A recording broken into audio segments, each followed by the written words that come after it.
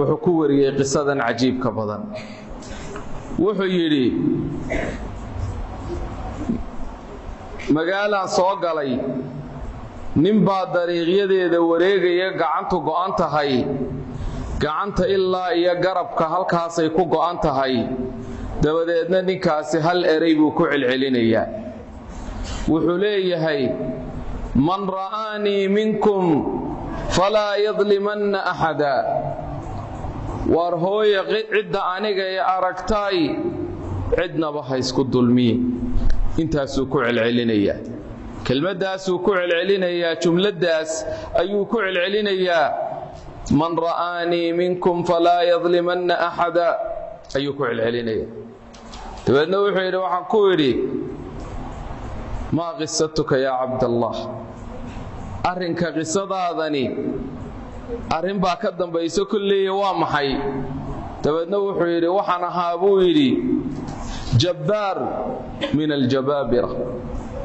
nin baan ahaa buu yidhi koox wata oo markaasi kibray oo qooqay oo dadka dulmiyo oo dhaca oo hantidooda xoog ku qaata dabadeedna waxaan arkay maalin maalmaha ka mid ah nin xabad kalluun oo weyn oo qurux badan sita keen baan ku yidhi kalluunkii dabadeedna wuxuu yidhi ninkii wuu ii calaacalay oo wuxuu igu yidhi miskiin baan ahay saaxiib alciyaala carruurtayda quutalyoomkoodii baa xabaddaa kalluunka aygaga xidhan ha iga qaadina iska kaydaa dabeedna wuxuu yidhi waan garaacay kalluunkiina waan ka qaaday xabaddii kalluunka ahayd baan qaatay ilaahay amarkiisa kalluunkii dhintay ee aan noolayn ayaa fartaa iga qaniinay buu yidhi qaatay oo gurigaygii la tegay oo cunay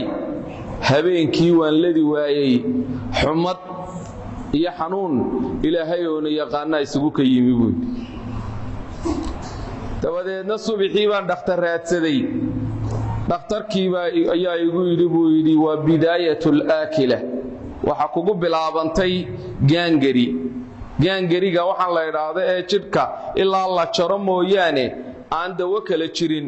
ayaa fartaadan ku bilaabantay haddaba fartii shalay uun dhaawacu gaadhay fartii baa lay jaray bacdamaa marat alayaam baa xanuunkii sii kordhay gacanta inta horaa lay jaray way sii socotay oo ilaa iyo waxa lay jaray xusulka way socotay oo waxa lay jaray ilaa iyo markaasi garabka maalmoba in baa lay goynayay markii halkaa garabka ay marayso ayuu nin igu yidhi dhakhtarradii miyaa mise waa qof kale ayaa wuxuu igu yidhi warniyow arrin baad samaysay maxaad samaysay dabeedna wuxuu yidhi arrinkii baan uga warramay wuxuu yidhi war intaanad wada googoyn een maalinba in lagu goynin orodoo raadso ciddii aad xaqooda ku xadgudubtay oo dembi waxaad ku tidhaahdaa icafiya wuxuu yidhi waxaan bilaabay inaan raadiyo saaxibu samaka ayaan raadiyey ilaa markii dambe aan helay dabeedna lugihiisa hoostiisaan isku tuuray waxaan ku yidhi buu yidhi ilaahay baan kugu dhaarshaye ilaahay dartii ii cafi wuxuu yidhi ninkii ma garanayo wuxuu igu yidhi maxaad ahayd waxaan ku yidhi buu yidhi waxaan ahaa ninkii kalluunka dabadeedna intuu aad iyo aad u naxay buu ooyey ninkii kalluunka lahaa ee miskiinka ahaa dabeedna wuxuu yidhi waan ku cafiyey xanuunkii kelmaddaasi afkiisa markay ka soo baxday waxaad moodaysay in laga qaaday markaasi miishaar lagu goynayay oo kale ma intaasay ku joogsatay maya ninkan daalimka ahaa ee markaasi dulmigiisii caqiibadiisii dhadhamiyey ee haddana ciddii uu dulmiga u geystay ka cafis dalbayaa wuxuu ahaa nin caqli badanee wuxuu ku yidhi maxaad niyow igu tidhi waxbaad igu tidhiye ii sheeg waxaad igu tidhi dabeedna wuxuu yidhi wax kale kumaan odhan allaahumma innaka araytanii quwata haada daalim fii dacfii waxaan idhi buu yidhi ilaahayow waxaad i tustay awoodda daalimkan ayaa dacfigayga iyo tamardarradayda iga dhex tustaye فأرني قوتك فيه يا رب العالمين إلهيو أدقنا أود هذا وين يقدح تس إسقاباني لبوي الله أكبر وحويا دعوة المظلوم اتقي دعوة المظلوم أي النبي صلى الله عليه وسلم كبقى الله برقة قفك مركز الظلمي فإنه بينها وبين الله حجاب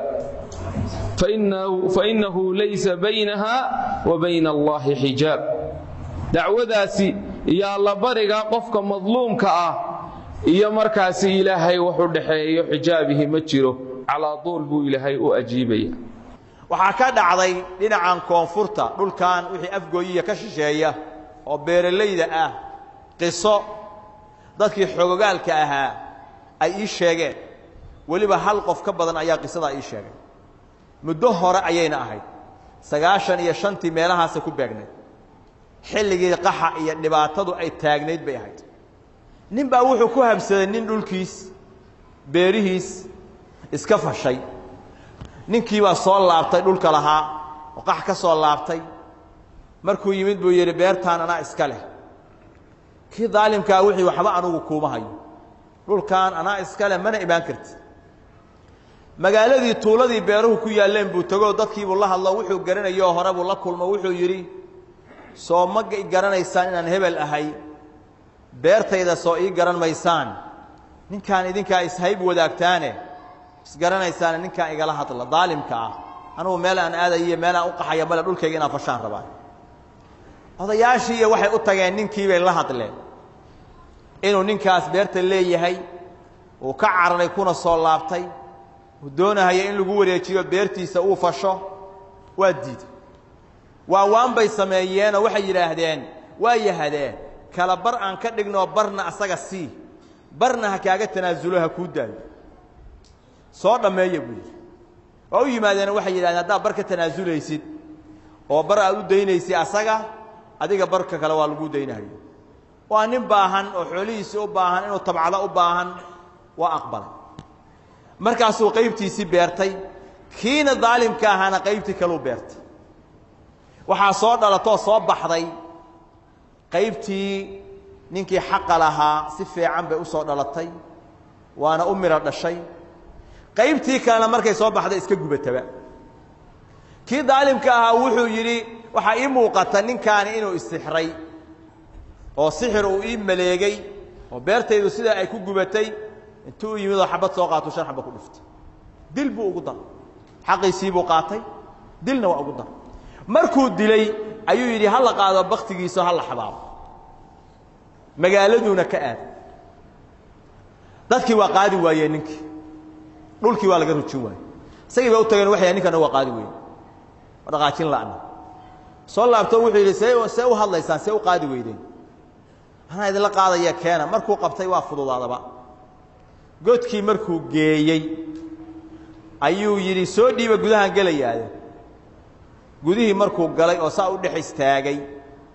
oo meydkii saa u dhigay gudaha ayuu isku dhigay dhab oo qabsaday ninkii cabaad buu ku dhiftay wariga fujiyoy meydka iga fujiyoy dadkii markay arkeen ninkii daalimka ahaa oo qabrigii dhexdiisa u taagan oo dhawaaqaya meydkiina uu ku dhagan yahay ayay intay argagaxeen kulligood meeshii ka cararay qoraxduna mar ay sii gaabanayso sii dhacaysay ahayd dadkii waa argagaxeen magaaladii bay iskugu tageen hal qof oo ku dhiirada inuu soo laabto waa laga waayay markii waagu bariyay ayaa la yiri meeshii aan fiirin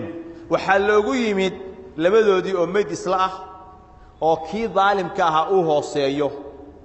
kii uu dilay oo madluumkaana uu koreeyo ciida lagu wada xabaalo lagu wada tagay عقوبة قفك ظالم كأ أحيانا وحي يقول إيمانا يسا أصغر نول أيو سلع لمن هي مر مال كيسي جليسة مر عافمات كيسي جليسة مصائب كلا دوام باكو عيس أحد المشايخ باوحو كشيكي قصة عجيب أهيد قصة داسي وحي أهيد هويني بعد نبطي هبين كستا نين أي قرابيهين وأخيارها أو علماءها وهو يكو أركا qabrigeedii oo gubanahay oo hoolac ka shidan yahay ayaa waxa ka dhaxyeeraya ayadii oo hoolcaysa oranaysa al-halib al-halib al-halib ereygaasay ku dhawaaqaysa iska cawdu billaystaan ninkaani faruhu ka qaado dhowr sano markay ka soo wareegtay rooyadii habba ay ku soo laalaabanayso ayaa ninkii wuxuu go'aansaday arrintan inuu baaro oo ay leedahay haweentan gubanayso qabriga ku gubanaysa oo rooyada ku arkahayo alxaliib caanahay ku haysa qaraabadii buu u yimid dadkeedii waraystay gurigii buu yimid qisadan waxaa la yidhi haddaa saa soo aragtay waa macruuf haweentan waxay haysay ilmo ay dhashay iyo ilmo ninkeedu dhalay oo ayadu aysan dhalin oo saqiiro ah bay haysay biilkaa loogu dhiibaa caanaha markay keento ilmaha aysan dhalinna koobka barkiis bay biyo ugu dartaa waa u baraxdaa kuwa ay dhashayna biyo uguma darto ayagoo aan biyo lahayn bay siisaa macruuf bay ahayd inay ilmaha saqiirka ah oo mas-uulka ay ka tahay oo biilka loogu wada dhibay qaarna caanaha ay biyo ugu darto qaarna waxa weeyaan ay ka daysa biyaha macruuf bay ku ahayd ereyga marka aad arkaysa alxaliib annagu intaan ka ognahay xogtiisu intaas weey walidaalika nabigeena calayhi salaatu wasalaam xadiidkaas qofkii taa ka dulmiya toddobada dhul baa qoorta loo gelinahayaa saciid ibnu zayd saxaabigii la ohan jiray ayaa haweeney waxay ku qabsatay dhul arwaa la ohan jiray markaasay waxay tidhi daris bay ahaayeen dhulkan anaa iskale dhulkayga qayb ka midoo ku jira markay ku qabsatay baa ninkii madaxda ahaa wuxuu yidhi dadkan maxaa u dulminaysaa haweentan miskiintaa maxaad u dulminaysaa markaasuu wuxuu yidhi ma anoo nebi moxamed ka maqlay man dalama qiida shibrin min alardi tuwiqahu min 7 aradiin qofkii haltaa ka dulmiya 7 dhul baa qoorta loo gelinayaa anoo nebi moxamed ka maqlay miya iga suurtowdaa inaan dulmiyo oo xaqeeda aan qaato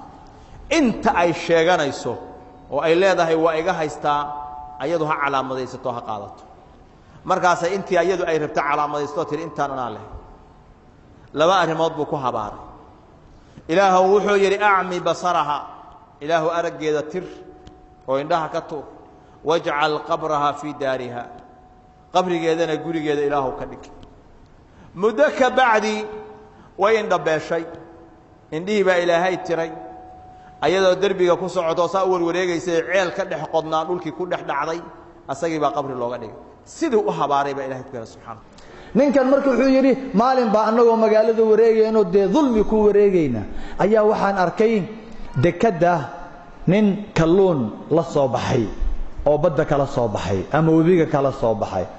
kalluunkii markuu ishayda ku dhacay ayaan waxaan isiri wallaahi kalluunkan haddaad xaaskaaga iyo ciyaalkaaga u geysan lahayd midkan miskiinka ah waad ka awood badan tahay intaad laab ku dhufatid yaa aad ka qaadatid kaama daba qaylin karee maanta awood baad leedahay kuwan kalena wallaahi ka qaado reerka caaw ku feesteenay baalkay lagu oolantay soo qaateen ninka cali keen kalluunka war kalluunka nimayo miskiina ahay idhaafahay dhicina xaas baan ka soo tagay ciyaal baan ka soo tagay ciyaalka yar anay isugayaan aabba wax noo keenaya waa ciyaal aanan quraacanin aanan qadaynin cashadaas u wadaaye walaalow idaa hayga qaadanin xabadka maanta oo dhan baan dul taagnaa oday waa yeelaan ah idaa adeerow idaa xooyay wariyam ana hadal igu soo celinaysaa kaasa feer ilaad intuu ka badiyay madax ka jajabiyo oo ka qaatay bahalkii xusameeya miskiinka in badan oo sida loo dhaco soo idinku ma jiraan umadeena soo sida isuma dhicin ninkii malaygii buu qaatay isagoo dee faraxsan oo leh maanta reerka aad ka farxisid allah ma farxad baa taal markuu qaaday dhaxda uu maraayo maxaa ku dhacay waa kalluunkii axyaanan haddii aan malay dhahaa ila yaabinaya waa mustalaxaadka aan xagga koonfurka isticmaalno weeyaan laakiin waa isku dayayaa inta badan inaan kalluun carabkayga ku ilaaliyo dhaxda markuu maraya ayaa kalluunkii ilaahay soo nooleeyey kalluunka meyd buu ahaa ilaahay baa soo nooleeyey markaasaa dee bahalku waa bahal ilka badan markaasoo hal mar intuu ninkii ku soo booday soolkii ka qabsaday markaasaa ninkii wadnaha go'ay war iga fujiya waa la isugu tegay waa la garaacay si walba la yeel mar dambe ayaa allah looga fujiyey kaasaa la yidhi waxa waa maxay waaba dhurwaa markaasaa la tuuray bahalkii odagiina waa laga fogaaday looma celinin ninkan baa lala boodo dee murug ku hayay dhiiggii wixii isbitaal ula carar suulkii wuxuu dayn waayay xanuunkii ilaa nin baa haystay ogow nin baa haysta markaas heer wuxuu gaaray uu ladi waayo markii dambe uu yiri dhakhtarka walaalow kan xanuunkan mar raba suulka noloshaydii ciriiri ayuu geliyay mugdi ayuu geliyay walaalow go kan iga go wuxuu yiri kan waaba khasab waad ku khasban tahay in laga gooyo maxaa wacay hadaan la gooynin kafka gacanta intaasa gooysa marka kan aan gooyo bahal baa manqas loo qaatay bahalkii waa la jaray bariyadii horta bilooyin uu qaatay intuu bogsoodo laakiin markuu bogsooday haddana hoos wuxuu ka bilowday inuu cuncun keena markaas haddana gacanti xanuunkii uu la seexan waay urniyo wuxuu yiri baasho waatan wali way xanuunaysaa kaasna la yiri oro hadaan la gooynin gacanta kafka hadaan laga gooynin khalaas noloshaada halis ay ku sugan tahay urniyo go gacanti waa gumud waatan halkaas laga gooy kuuca alla la markii la gooy bil kama soo wareegin haddana gacanti waxay bilowday xanuun wala haysta adh-dhulmu dhulumaat ninkii markii halkii la gooyay ayaa haddana bilooyin kama soo wareegin bahalkii waa kana haddana gacanti xanuun bolol way bololaysaa gacanti urka kaaga daran markiiba haddana waa kana waxa la yiri orniyo hadaadan illa xusulka hadaan la gooynin cudurkan waa dilaa waa qaatil wuu fidayaa cudurka xusulkii baa la gooy bilooyin kama soo wareegin gacantu waxa la yiri ilaa ii halka maxaa wacay xididadan oo dhan way haystaan gacantii dhiigii maba gaarayaba hoos waa gacantu waa si madoobaati xanuun meel uu harsan waayay ninkii noloshii oo dhan hadii ku xumaatay xuyo walaalo halka garabkii baa laga gooy laakiin dhakhtarkii markii dambe arinta dib uu la yaabay weligii wuxuu arkayna maaha muxuu ku sameeyay wuxuu yiri warniyahow waxaan arkay maaha kansar maaha kankara maaha balaayo maaha war waxaan niyo waa wax kale waa dhibaato kale ku haysatee waa maxay qisadaada sidoo ku bilowday cudurka ninkii de ooynay wuxuu yiri malay kalluun ayaa iga qaniinay buu yiri gacanta malay waa taqaana Soomaha aan saga wata marka kalluun baa iga qaniinay gacanta kalluun sidee buu ahaa la kalluunka dadkana waa qaniina dhuruwaaba ku qaniinayo abeesa ku qaniinayso loo mar inta waa la daaweeyay muxuu ahaa see ku soo heshay wuxuu yiri nin miskiin oo badda jooga ayaan ka soo dhacay buu yiri xoog baan kaga soo qaatay wali wuxuu kaliya ma ahay waan garaacay buu yiri oo waan dilay odayo ahaa marka anoon gurigiiba keenin oo aanan kalluunkii cunin dhaxda marka maray ayuu iqaniinay waan tuuray buu yiri kanuunkii waagaas ugu bilowday inkaas wuxuu yiri wax ma ku sheegaa dhakhtarka caaqil buu ahaa wuxuu yiri niyahow waxa ku haystaa waa cuqubo weeyaan haddii maalinkii uu ku qaniinay hatta isbitaal umaadan baahateen haddii ilaahay khayr kula jeclaan lahaa sababtoo ah mar allaale markuu ku qaniina intaad qaadid bahalkii ayaad ninka u celin lahayd arrinkaaga intaas buu ku ekaan lahaa oo niyow icafi niyow xoolahaagii aan ka qaaday waan gardarnaaye xoolahaagii waa kan walaalow icafi inta yaree jugjug aan ku siiyay walaalow icafi wuu ku cafin lahaa miskiinka ya qofkii ku dulmay hadduu ku soo noqdo soo cafin maysaan gabadhii ku dulumtay ku caayisay wax ka dhacday haddii maanta iyadoo ooyeysa ku timaado oo ku dhahdo walaalay waa gardarnaaye walaalay icafi oo ku baryayaa icafi soo cafin maysaan isma cafinaysan ha waa sida hadaad cafin lahayd wallahi suulka laga ma gooyeen wallahi ina laga gooyeen suulka iska raysan lahaa laakiin eeg suulka maxaa lagaaga gooyay wixii aad soo dhacday wali wad haysataa gacanta wilaayka inta maxaa lagaaga gooyay wali wad garan laadahay inaad celisid tana laga gooy